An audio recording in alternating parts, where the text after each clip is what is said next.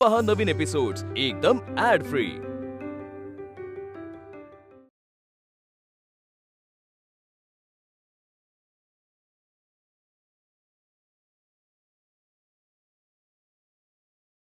आणि मामा सांग ना नक्की काय झाले आहे ते, मी त्याच्यासाठीच इकडे आले आहे।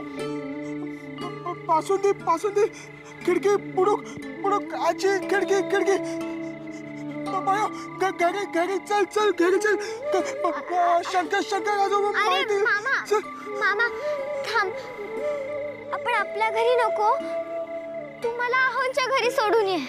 आओ आओ घर साने साने हाँ चल चल चल चल चल चल चल चल चल।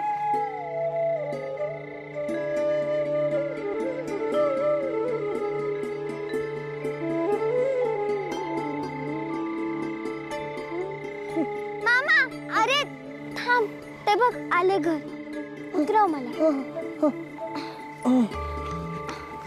मामा मी येते, तू सांभाळून जा।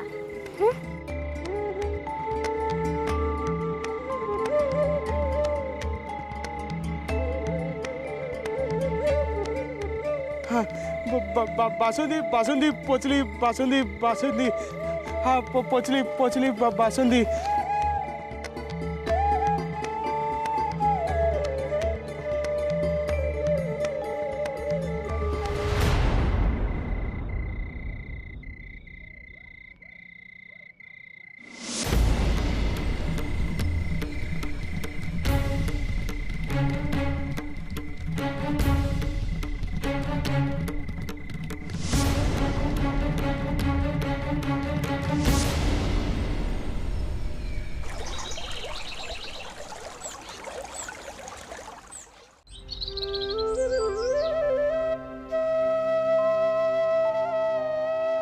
अगो बाई, तुळशीची पूजा वगैरे छान हो छान।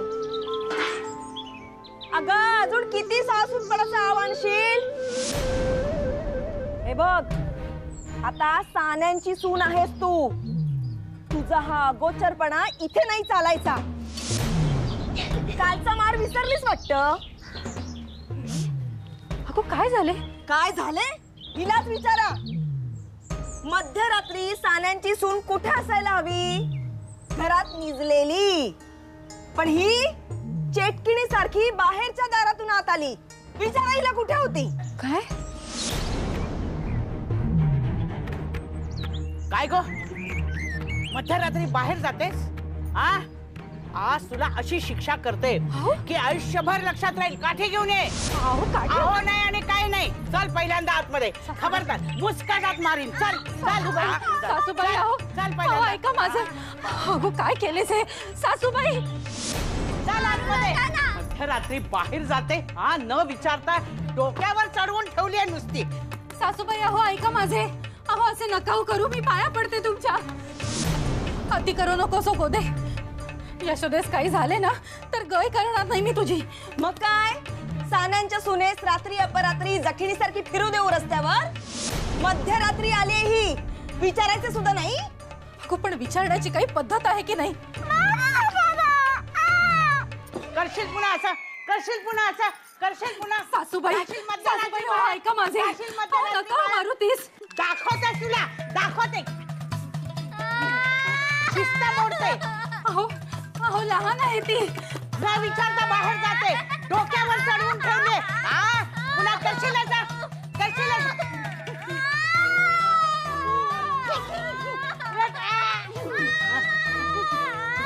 करशील पुन्हा। खबरदार खबरदार, न विचारता बाहेर गेलीस तर शिस्त नाही अजिबात। पुन्हा असं सासूबाई सासूबाई अहो उघडा होणार।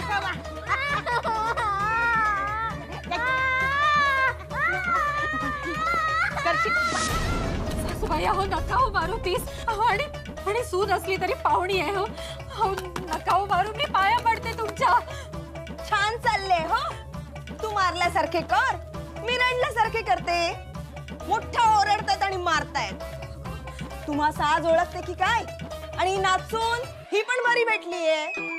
तुम्ही एक नाटकी तर ती 10 नाटकी। आणि जाऊबाई तुम्ही बघूयात की असा टाहो फोडताय जसे काय झाले आणि काय नाही. आजचा दिवस वाचवाल पण नंतर तावडीत घेते की नाही बघाच तुम्ही.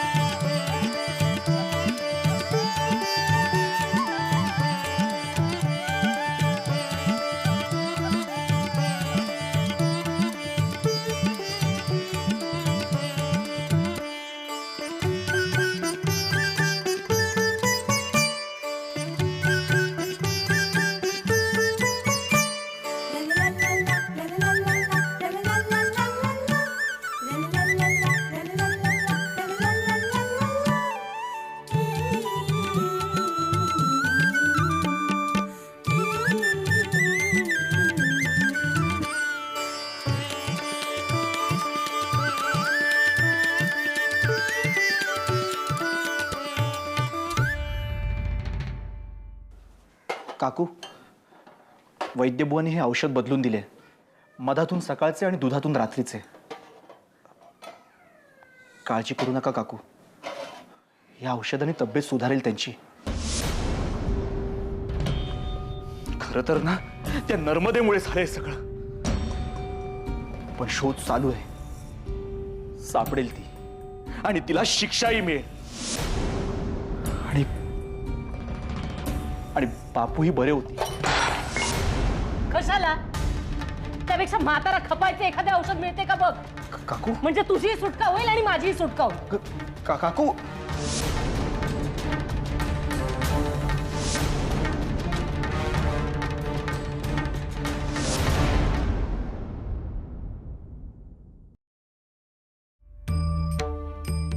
तुम्ही म्हणताय मी पुण्यात जाऊन नर्मदेशी लग्न करावे, पण माझ्याजवळ एक दमडीही नाहीये आणि आम्ही दोघेही नेस्त्या वस्त्रणीशी आलो आहोत इकडे. विधवा पुनर्विवाह मंडळात जाईपर्यंतच्या खर्चाचे मी पाहतो. पुढे ते अर्थसहाय्य करतीलच. कारण विधवेशी पुनर्विवाह करणाऱ्यांना अशा अडचणींना सामोरे जावे लागते याची त्यांना कल्पना आहे. राहण्याची आणि नोकरीची व्यवस्था ते करतील. हळूहळू त्यांची रक्कम नेकीने फेडली म्हणजे झाले. त्या बाबतीत शंकाच नको.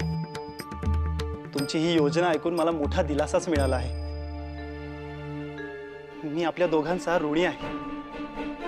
नाही नाही, अहो उलट हे पाऊल उचलून तुम्ही नवमतवादास मोठी मदतच करीत आहात आणि एका विधवेच्या सुकलेल्या आयुष्याला संजीवनी देत आहात. मग ठरले तर फक्त जाताना काळजीपूर्वक जा. कुणाच्या हातात सापडू नका.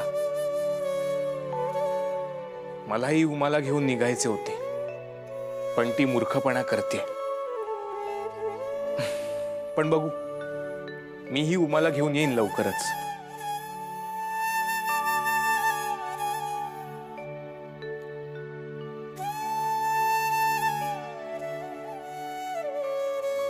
आता काय झाले? माझ्यामुळे परचुरे कुटुंबाला त्रास झाला. मी कृतज्ञ ठरलो. अजिबात नाही. उलट तू त्यांच्या जुनाट विचारांच्या जाचातून नर्मदेला मुक्त केलेस. हळूहळू पुढची पिढी या विरोधात बंड करेल. सदासारखी तरुण पिढी तयार होईल आणि हे चित्र बदलेल. आगरकर म्हणतात ते खरेच आहे. सामाजिक सुधारणा होतील तेव्हाच हा देश पुढे जाईल. त्यासाठी शिक्षण मात्र आवश्यक आहे. तू आणि नर्मदा पुण्यात गेल्यावर जोमाने शिक्षण घ्या. नर्मदेला खूप शिकव. स्त्री चळवळीत भाग घ्यायला लाव तिला. हो, आता नर्मदेस हे सारे समजावून सांग. ती फार खचलीये. तिला दिलासा दे. हो. ताई कधी येणार आहे? येईल लवकरच येईल. काय झाले? तुम्ही सगळे असे चिडेचूप का? कोणी काही बोलले आहे का? नाही, पण आम्हाला घरी जायचे आहे. काल रात्रीही आम्ही इथेच होतो आणि दिवस उजाडून वर आला तरीही आमच्या घरचे कोणीही न्यायला आले नाहीये. अवघडल्यासारखे वाटते आहे. अरे अरे आमच्या शहाण्या सखूताईला काय झालं रडायला? याला काय अर्थ आहे? अरे महादेव, हे घरही तुमचेच आहे की? नाही, हे तर सान्यांचे घर आहे. असे कसे? आता तुमची बयोताई सान्यांची यशोदा आहे ना, हे घरही तिचेच आहे. काही अवघडण्याची गरज नाहीये. तरी तुम्हाला घरी जायचे असेल तर चला, मी सोडतो तुम्हाला. नको, थांबा. आईला ते आवडणार नाही. आईने सांगितले होते मीच येईन न्यायला. अहो पण मुलांना आता कंटाळा आला असेल तर आई नाही रागवणार. मी नेतो त्यांना घरी. चालेल चालेल चालेल. पण तुम्ही तुमच्या बयोताईचं ऐकणे जास्ती गरजेचे आहे. चला महादेव, गणपत, सखू, चला तुम्ही देवघरात जा आणि देवाचे नामस्मरण करा. आई आली की मी तुम्हाला सांगते. हो.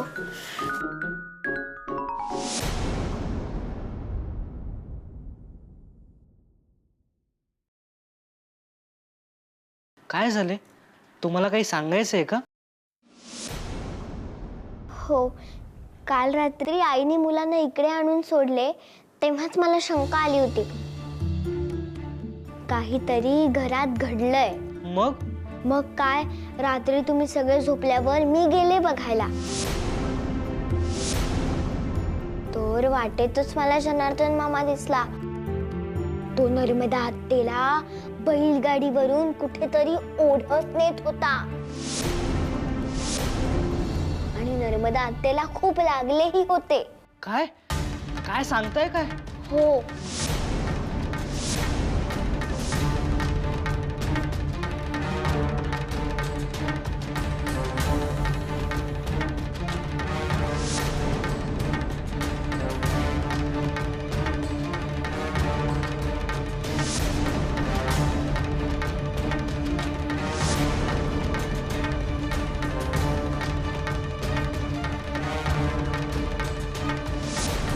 असे झाले सगळे.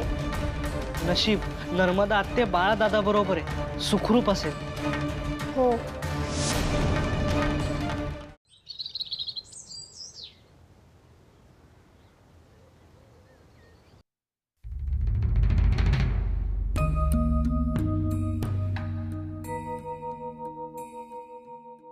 अहो, मुलांना सान्यांकडे सोडले हो. सकाळी न्यायला येईन असे म्हटले होते. तळमळत असतील बिचारी.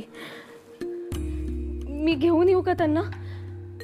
त्यांनाही अवघडल्यासारखे झालं असेल हो. सगळे खाणे, अंघोळी. होईल सगळे तिकडे. आणि बयो आहे ना बघायला. आणि कावेरी काकूने सांगितलेच ना इकडे काय झाले ते. त्या काळजी घेतील. अहो पण मी तर म्हणतो आणखीन 2-3 दिवस त्यांना तिथेच राहू दे. नाही राधे,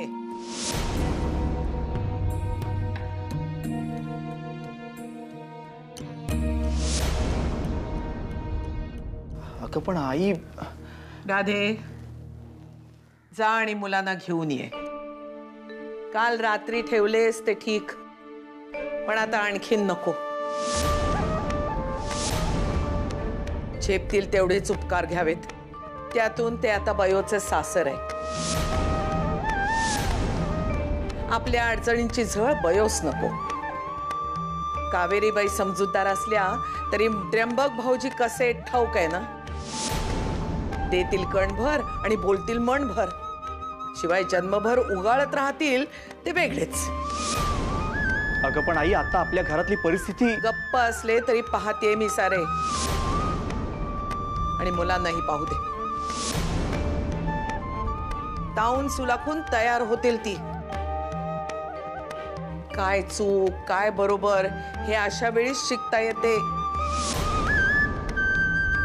निघ राधे, घेऊन ये मुलांना.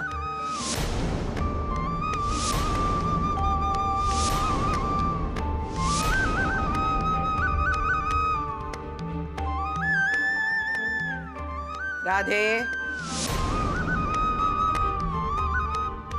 निघ म्हटले ना तुला.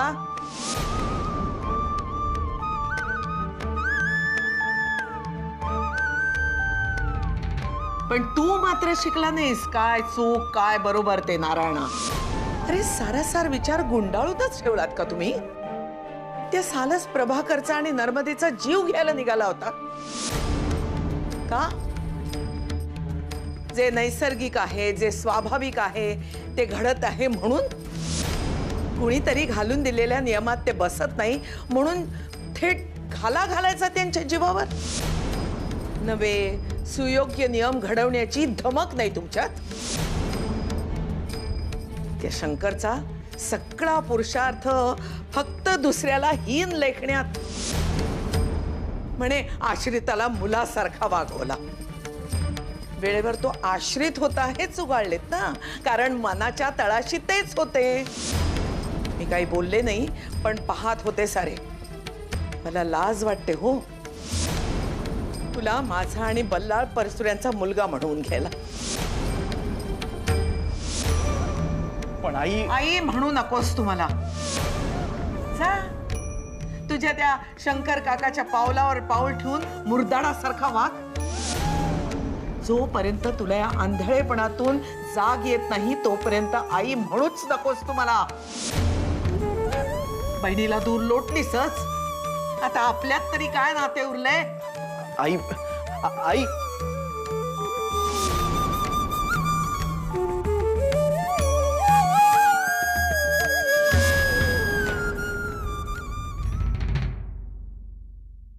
आलीस? त्रास नाही ना दिला मुलांनी? नाही, अगदी गुणी आहेत हो मुलं. तुझ्यावर गेलेली आहेत अगदी. कुठे आहेत मुलं? देवघरात आहेत. घरचं सगळं निवळलंय ना? नाही हो, सगळेच विस्कटले काकू. म्हणजे अहो नर्मदा बनचा गरोदर आहे हो. अगो बाई, काय सांगतेस काय? मोठा अनर्थ झाला ग बाई. तो तुमचा दुर्वास काही जिवंत नाही ठेवत तीस. हो ना काकू, तेच असेल बहुतेक म्हणे त्यांच्या. अहो प्रभाकरास मारून मारून बुजगावणे केले त्याचे. बाई, त्यास विहिरीत ढकलणार होते बापू, तोवर त्यांच्याच डोक्यात कोणीतरी फटका मारला आणि बेशुद्ध केलं त्यांना.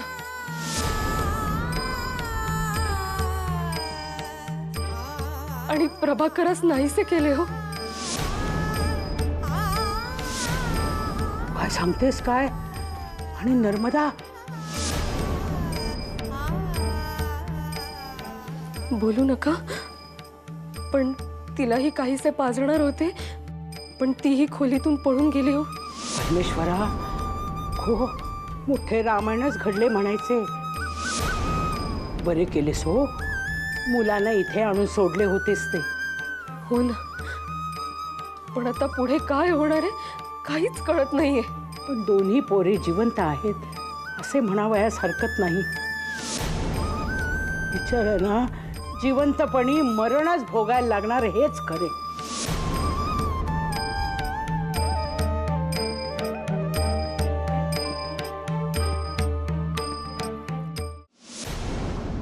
आता काय उचापत करायची आहे मनात? अरे एवढे सारे प्रकरण झाले पण अजून शिंगे मोडली नाहीत तुमच्या चिरंजीवांची. नारायणा, नानूने आम्हाला सांगितलंय याला बहकण्यासाठी काहीतरी निमित्तच हवे असणार. काय करायचे रे याचे? कुठून याला पुण्यात धाडले असे झाले आम्हाला. पण तुम्ही मला ओरडताय का आजोबा? मी तर काहीच केलं नाहीये. काहीच केलं नाहीस? अरे आधी नवमतवादाचा खूळ डोक्यात घेऊन आलास, लग्न नको म्हणून तमाशा केला, त्यात त्या बाळकृष्णाला मदत केली. त्यामुळे या प्रभाकरची भीड चेपली आणि त्या नको ते धाडस केलं. प्रत्यक्ष नसेल पण अप्रत्यक्षपणे तूच जबाबदार आहेस यास. मला क्षमा करा आजोबा, पण तुम्ही ह्या साऱ्याचा बादराने संबंध जोडतात माझ्याशी. मला या साऱ्याची कल्पना सुद्धा नव्हती. मात्र प्रभाकर दादाने जे केले त्याचे कौतुकच करावेसे वाटते मला. आणि मला संधी मिळाली असती तर नर्मदा आत्याने आणि प्रभाकर दादांना मदतच केली असती मी. हे खचित, कोणी कितीही दबाव आणण्याचा प्रयत्न केला तरी माझे मत नवमतवादाच्या बाजूनेच राहील नेहमीच. सदाशिव